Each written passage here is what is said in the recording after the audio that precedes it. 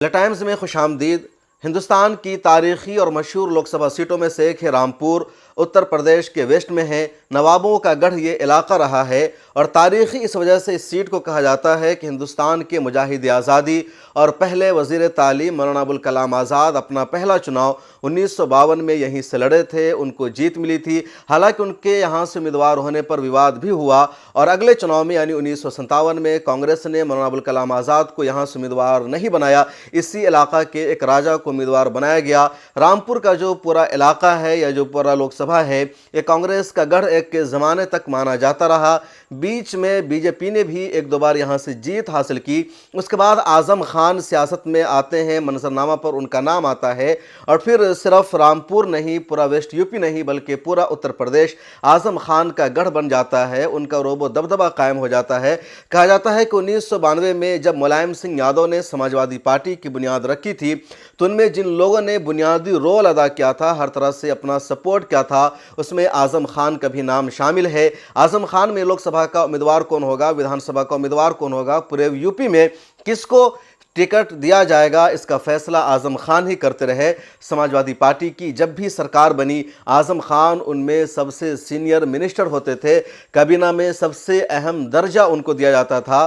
لیکن 2024 کے لوک سبھا الیکشن میں ایسا لگ رہا ہے کہ اعظم خان کی بات نہیں مانی گئی۔ اکھلیش یادو نے اعظم خان کے ریکویسٹ پر یا ان کا جو بھی کچھ فرمان تھا اس پر ذرا برابر توجہ نہیں دیا اور ایک ایسے شخص کو، ایک ایسے نیتا کو وہاں سے امیدوار بنایا گیا ہے جس کی مخالفت اب اعظم خان کی طرف سے کی جا رہی ہے، ان کے گروپ کی طرف سے کی جا رہی ہے اور یہ قیاس آرائی ہو رہی ہے کہ رامپور لوک سبھا سیٹ جہاں ہمیشہ مسلمانوں کی جیت ہوتی رہی ہے، جہاں سماجوادی پارٹی کی پچھلے 20-25 سالوں سے جیت ہوتی رہی ہے، اس مرتبہ بی جے پی آسانی سے جیت جائے گی اور بی جے پی کی جیت کا ذریعہ اور سماجوادی پارٹی کے امید کا ذریعہ بھی اعظم خان ہی بنیں گے۔ اس پورے معاملے کو سمجھنے کے لیے آپ کو ذرا پیچھے جانا پڑے گا۔ جب آپ رامپور کی بات کریں گے، دیکھیں گے تو کانگریس وہاں لمبے عرصے تک جیتتی رہی ہے، بیچ میں ایک دو مرتبہ بی جے پی نے بھی جیت حاصل کی ہے۔ مختار عباس نقوی بھی بی جے پی کے ٹکٹ پر یہاں سے جیت چکے ہیں۔ سماجوادی پارٹی کے بعد سماجوادی کے ٹکٹ پر یہاں سے لوگوں کو جیت ملی، لیکن اعظم خان کی وجہ سے جیت ملی۔ جیا پردہ جو اعظم خان کی قریبی تھی، امر سنگھ کی قریبی تھی، ان کو بھی یہاں سے ٹکٹ ملا، 2 مرتبہ انہوں نے جیت حاصل کی، لیکن اعظم خان کی وجہ سے اعظم خان کا دبدبہ تھا سماجوادی پارٹی میں، اتر پردیش میں۔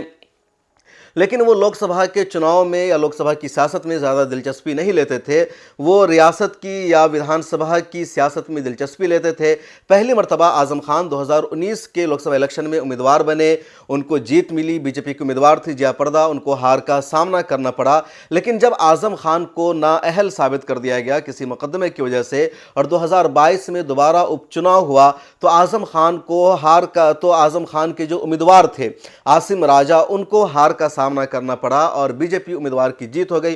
2024 کے لوک سبھا الیکشن کو لے کر اعظم خان نے اکھلیش یادو سے کہا کہ آپ اس مرتبہ یہاں سے خود چناؤ لڑیے یا اپنی فیملی کے کسی ممبر کو رامپور سے چناؤ لڑائیے، کیونکہ اگر آپ کسی اور کو چناؤ لڑوائیں گے یا کوئی اور امیدوار ہوگا تو بی جے پی پھر ڈسٹرب کرے گی، پریشان کرے گی، اس امیدوار کی جیت نہیں ہو پائے گی۔ اس لیے میرا مشورہ یہی ہے کہ نہ میں چناؤ لڑوں گا، نہ میری فیملی سے کوئی چناؤ لڑے گا، نہ کسی اور کو ٹکٹ دیا جائے، بلکہ آپ خود رامپور سے چناؤ لڑیے یا اپنی فیملی میں سے کسی کو لڑائیے۔ اکھلیش یادو نے اعظم خان کے اس مشورہ کو سیدھے سے نظر انداز کر دیا، ذرا برابر توجہ نہیں دی۔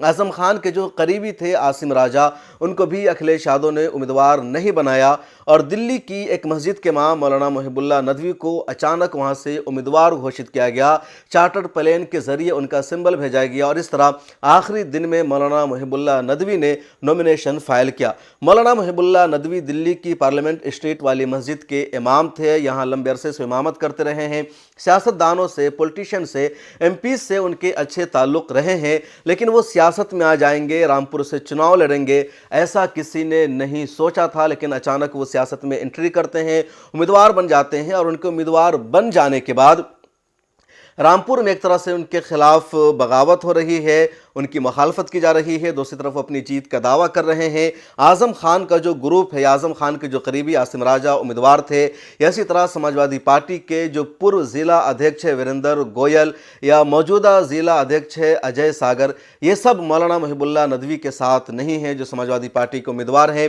इन लोगों का इल्ज़ाम है कि ये हमारा साथ नहीं ले रहे हैं, हमारी बातों को नहीं मान रहे हैं, ये हमारे विरोधियों के साथ, कांग्रेसियों के साथ मुलाकात कर रहे हैं, इसलिए हम इनका साथ नहीं दे सकते हैं।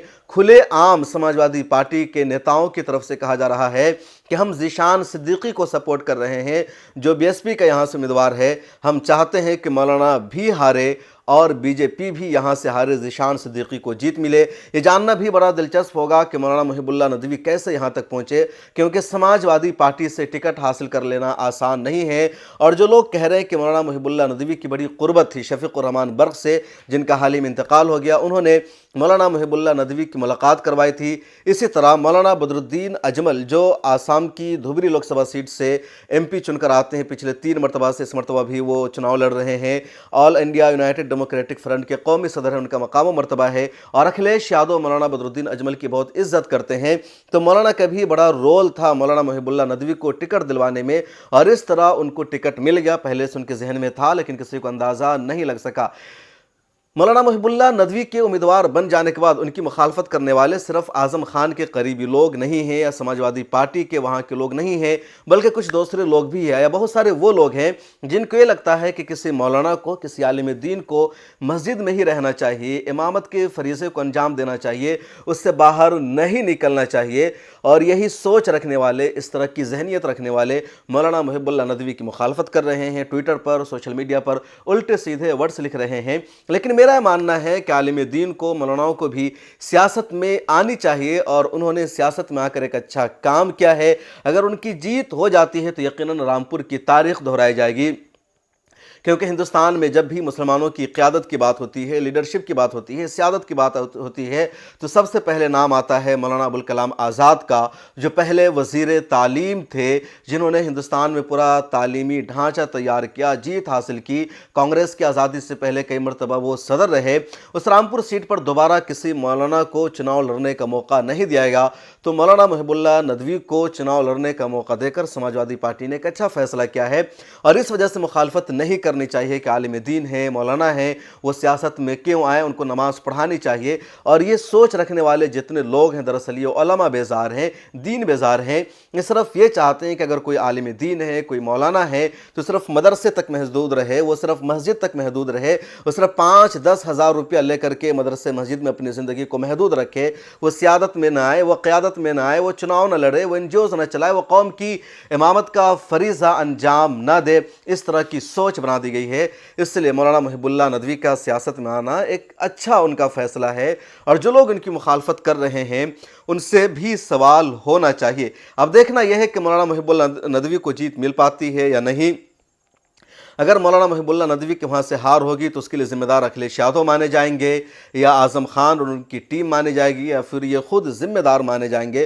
फ़िलहाल मौलाना मुहिबुल्लाह नदवी कह रहे हैं कि हमारी जीत होगी, सब लोगों का हमें आशीर्वाद मिल रहा है, हम सभी के साथ हैं। मौलाना मुहिबुल्लाह नदवी लगातार इंटरव्यूज़ में ये भी कह रहे हैं कि पिछले कई वर्षों से इमामत करते रहे हैं, उनके पीछे नमाज़ पढ़ने वाले कई सदर जमहूरिया रहे हैं, अच्छे अच्छे MPs रहे हैं, उन सबको उन्होंने मशवरा दिया है, वो मशवरा लेते रहे हैं, देते रहे हैं। तो वो खुद इस मरतबा सियासत में आ गए हैं। जब इतने सारे MPs की वो इमामत कर रहे हैं, तो इस मरतबा खुद उन्होंने इमाम बनने का सियासत में फ़ैसला किया। ये मौलाना मुहिबुल्लाह नदवी का कहना है। पहले फेज़ में यानी 19 अप्रैल को ही रामपुर में वोटिंग होगी। रामपुर में मुसलमानों का जो वोट है वो 58% से ज़्यादा है। अब देखना यह है कि मौलाना मुहिबुल्लाह नदवी जीत पाते हैं या नहीं। इस वीडियो में इतना ही। अगर आप रामपुर या वेस्ट UP से ताल्लुक़ रखते हैं तो कमेंट सेक्शन में ज़रूर लिखिए कि वहाँ की ज़मीनी सूरत हाल क्या है।